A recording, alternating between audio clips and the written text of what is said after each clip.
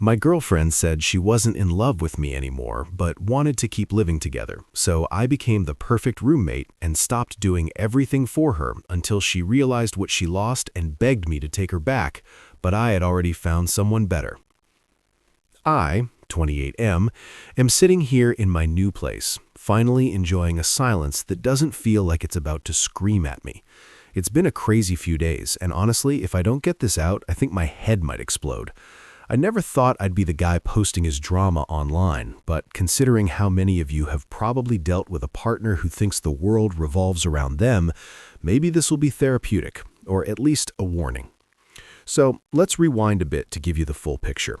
I work as a senior systems analyst. It's a grind. The hours are long, the stress is high, but the money is good, like really good.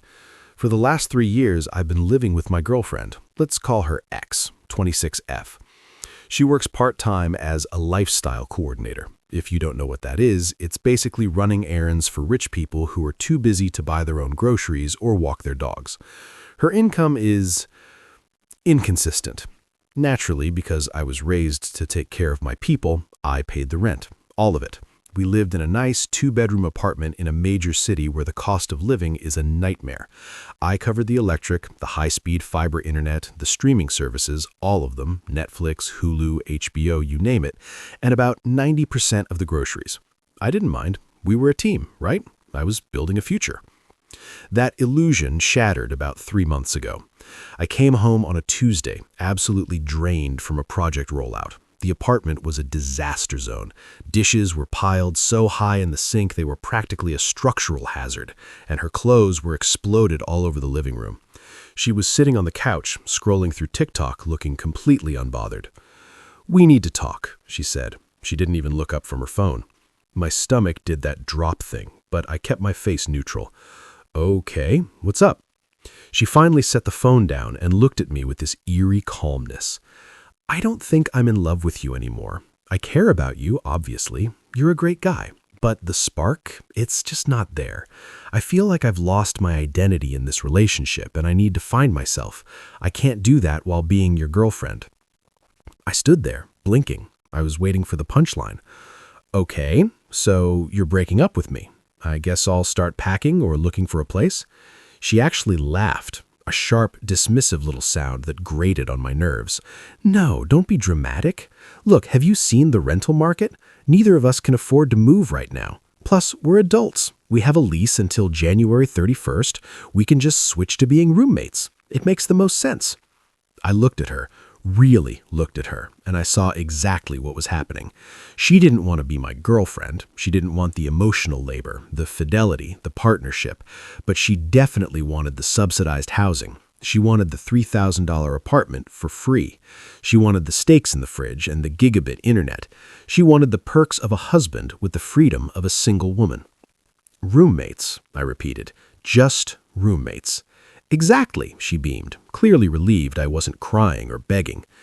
"Deal," I said. "But if we are roommates, the dynamic changes, effective immediately." She waved her hand like she was shooing a fly. Yeah, obviously." She had absolutely no clue what she'd just signed up for. The transformation started the next morning. I woke up at 6 a.m. Usually, I'd grind fresh beans and make a pot of coffee for us, leaving her a cup on her nightstand so she could wake up to the smell. Not today. I made a single cup using a French press I kept in my room. I drank it black, staring at the wall. Then I went to the hardware store before work. I bought a keyed locking doorknob. When I got home that evening, I installed the lock on my bedroom door. I went to the kitchen. The fridge was stocked with food I had paid for 2 days prior. Expensive cuts of meat, organic produce, fancy cheeses, craft beers. I took a thick black Sharpie and I labeled every item I had purchased with my initials. I took the non-perishables, the pasta, the rice, the snacks, and put them in a plastic bin, which I carried into my room.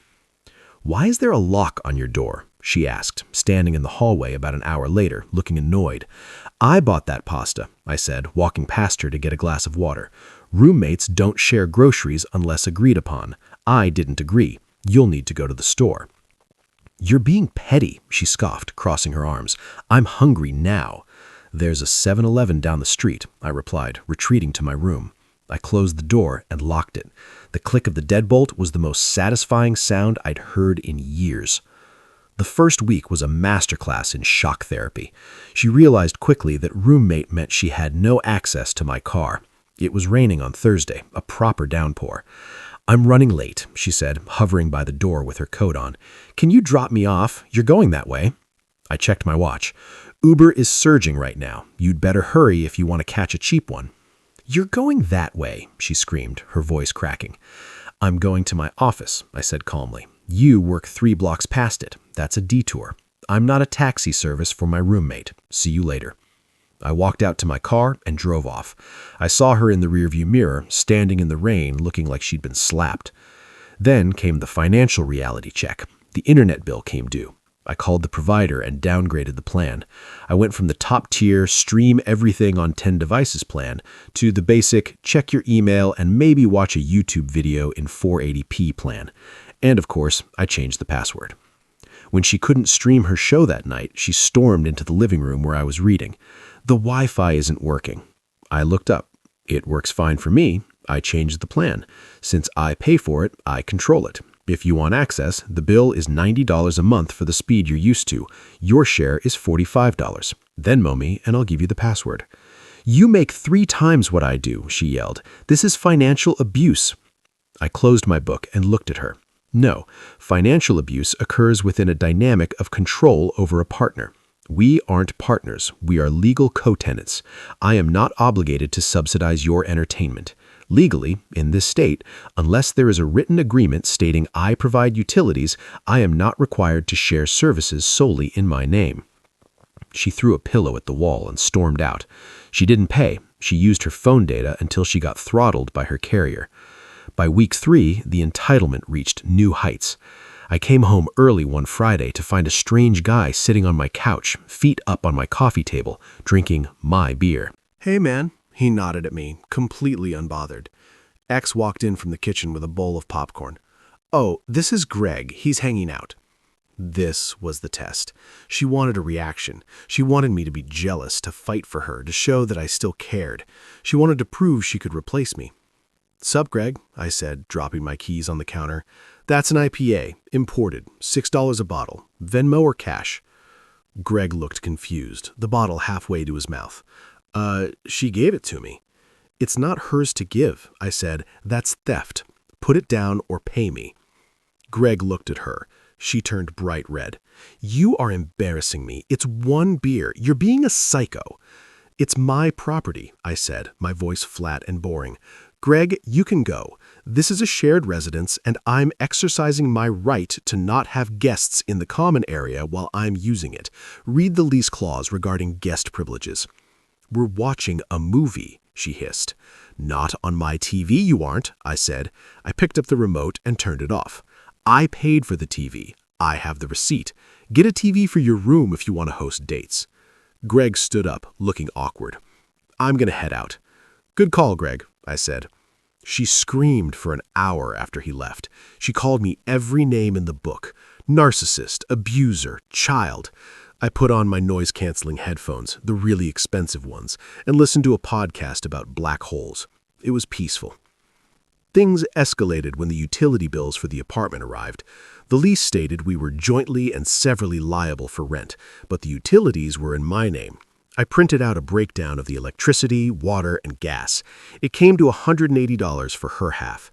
I taped it to her bedroom door. "I don't have it," she told me the next morning in the kitchen. "My hours got cut. You have to cover me. You know I'm good for it." "I don't have to do anything," I said, pouring my coffee. "If you don't pay, I'll take it out of the security deposit." "Oh, wait, I paid the entire security deposit, so practically speaking, you will owe me, and I will take you to small claims court." "You wouldn't sue me over $180. Try me." She began to spiral. She realized the lifestyle she enjoyed, the organic food, the climate-controlled apartment — I set the thermostat to a frugal 66 degrees — the rides, the entertainment, was a premium subscription she had canceled. She started getting messy on purpose. She left dishes in the sink for days, knowing I hated it. I didn't clean them. I took the dirty dishes, put them in a heavy-duty trash bag, and placed the bag on her bed. "Stop touching my stuff," she shrieked the next day. "Stop leaving biohazards in the common area," I replied. Around month 2, I met someone. Let's call her Sarah. She's an attorney, sharp, funny, and incredibly independent. We met at a coffee shop, and the connection was instant. We talked for hours about everything: work, politics, travel. It was so refreshing to talk to someone who contributed to the conversation rather than just taking from it. I didn't tell X. It was none of her business. X, however, decided to play dirty. She knew the lease was up for renewal on January 31st. Our landlord, Mr. Henderson, is an old-school guy. He liked us because I always paid the rent 3 days early. One Saturday, I was in my room with the door cracked slightly. I heard her on the phone with her mother in the living room. "Yeah, Mom, I'm going to talk to Mr. Henderson on Monday. I'll tell him my name is drinking again and being aggressive. If I can get him off the lease, I can get Greg to move in. Greg says he can pay half the rent.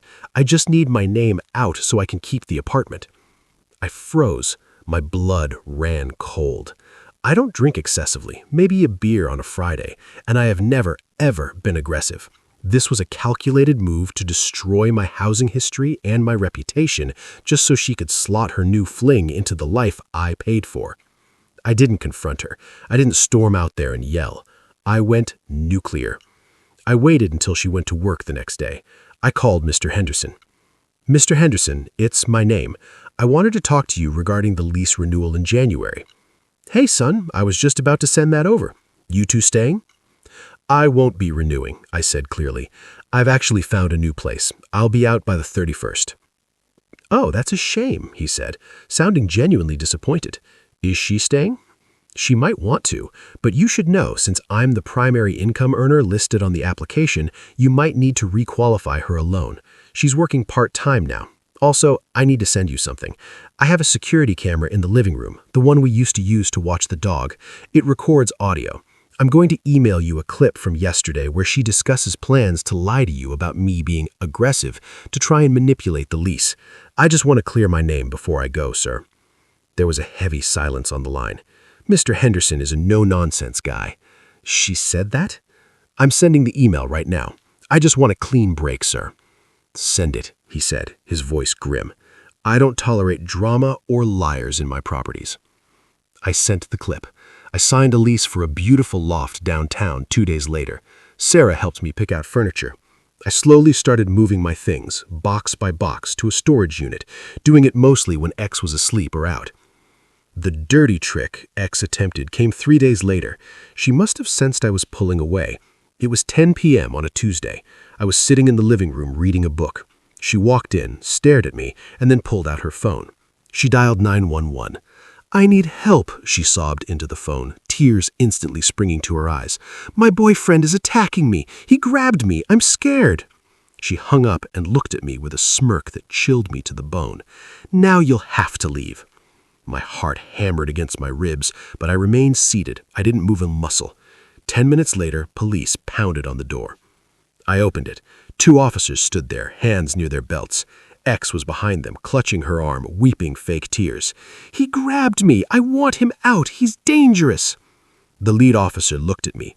"Sir, step out into the hallway." "Officer," I said, keeping my hands visible and my voice steady, "I haven't touched her. I have a Wise camera on the bookshelf there and another in the hallway. They record 24/7 to the cloud. We can watch the footage right now on my phone. I've been sitting in that chair reading for 2 hours.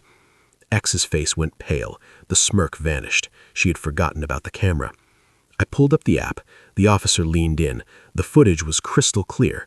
It showed her walking into the room, looking at me, checking her reflection in the mirror, and then calling the police while standing in the kitchen whispering lies. It showed me sitting, reading, completely unaware, not even looking at her. The officer's demeanor shifted instantly. He stood up straight and turned slowly to face her. "Ma'am," he said, his voice dropping an octave, "filing a false police report is a crime." She stuttered, backing away. I felt threatened emotionally. His presence is aggressive." "You said he grabbed you," the officer barked. "You wasted resources and tried to frame this man. You're lucky I don't cuff you right now." They took a report that labeled her the aggressor and noted the false accusation. I asked for a copy of the incident number immediately. The next morning, sent that incident report number to Mr. Henderson. I cited the state law that allows victims of domestic unrest to terminate their liability immediately or request the aggressor be removed. Mr. Henderson called me back within 10 minutes. "You're released from the lease immediately," he said. "I'm not renewing her. I'm serving her a notice to vacate by the 31st. I don't want the police at my building." The final blow came yesterday. It was 5 days before the lease officially ended. I had moved almost everything out, gradually, leaving just the big furniture for the movers I hired. She came home from work to find the living room empty. My TV, my expensive leather couch, my lamps, my dining table, gone. The apartment echoed. It was just her beanbag chair in the corner and a pile of her unpaid bills on the counter. "Where is everything?" she asked, panic setting in as she dropped her bag. "I moved out," I said, standing by the door with my final box of books. "What? But the lease? Mr. Henderson hasn't sent the renewal yet." "He's not sending it," I said. "I spoke to him. He knows about the police report. He knows about the lies. He's listing the unit. You have 5 days to vacate." "5 days?" she screamed, her eyes bulging. "I can't move in 5 days. I have nowhere to go. You can't do this to me." "I didn't do this," I said, my voice incredibly soft. "You did. You wanted to be roommates. You wanted to be independent. Independent people secure their own housing, and independent people don't file false police reports." "But I have no money. You know I haven't saved anything." "Not my problem," I said. "But hey, maybe Greg has a couch." She rushed over and grabbed my arm. Her grip was desperate. "Please, please don't go. I messed up. I love you. I didn't mean any of it. It was just, I was confused. We can fix this. I'll be better. I'll get a full-time job. Please." I looked at her hand on my arm. I felt nothing. No anger, no love, no sadness. Just the complete indifference of a stranger. I realized in that moment that I had already mourned this relationship months ago. The person standing in front of me wasn't my girlfriend. She was just a bad roommate I was finally evicting from my life. "I'm not confused," I said, pulling my arm away. The door opened behind me. Sarah walked in. She looked amazing, confident, glowing, wearing a sharp blazer. She saw the empty room, the crying woman, and me. She knew the whole story. "Ready to go?" Sarah asked, smiling at me. X looked at Sarah, then at me. The realization hit her like a physical blow. She wasn't just losing an apartment. She was realizing she had been replaced by someone who was everything she refused to be, an equal, a partner. "Who is she?" X whispered, trembling. "This is Sarah, my girlfriend." I walked out the door and didn't look back. I heard her sobbing as I walked down the hallway, but I didn't stop. I got into Sarah's car and we drove to my new loft. Here's the aftermath. My ex is currently facing an eviction record if she doesn't get out by the 31st. Mr. Henderson told me she tried to offer him 6 months' rent later if he let her stay, but he refused based on the police report incident. He doesn't trust her. She's moving back in with her parents in a rural town 3 hours away, leaving behind the city life she desperately wanted to keep. She lost her job because she can't commute, and Greg ghosted her the second she told her she was losing the apartment. As for the money she owed me for utilities, I filed the small claims case this morning, $850. It's not about the money. I make that in a day. It's about the principle. It's about consequences. I blocked her number, her socials, and her friends. I am completely free. Subscribe now, or you'll end up dating a freeloader who eats all your fancy cheese and calls the cops when the Wi-Fi cuts out.